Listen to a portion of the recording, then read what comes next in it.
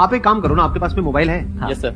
कैसा है, स्मार्टफोन है या? स्मार्टफोन है। तो अगर उस स्मार्टफोन में आप कैमरे को ऑन कर दो, यस सर। आप अपनी रिकॉर्डिंग करो यस सर। और उस रिकॉर्डिंग को यूट्यूब पे अपलोड करो, यस सर। तो कुछ पैसे लगते हैं? नहीं। अपना एक रूटीन बना लेते हो कि साल में 365 दिन है, मेरे को 365 वीडियोस डालनी है 5-5 मिनट की। इसमें आपका क्या गया? कुछ नहीं सर। लेकिन एक बात पक्की है, एक साल बाद आपकी जो कम्युनिकेशन स्किल है जी। वो जो एक साल पहले थी उससे 1000 गुना बेटर होने लगेगा। यूट्यूब पे सक्सेस मिलेगी नहीं मिलेगी कुछ नहीं कहा जा सकता, लेकिन आपकी कम्युनिकेशन स्किल बेटर हो जाएगी। अगर आप कुछ भी नहीं करते हो, ये जो मैंने कहा वो भी नहीं करते हो, आसपास में लोग भी ऐसे नहीं है, क्योंकि आसपास में जो लोग हैं उनसे जैसे ही आप बात करोगे थोड़ा सा भी वो मजाक बनाएंगे, तो उनसे आप बात नहीं कर सकते हो।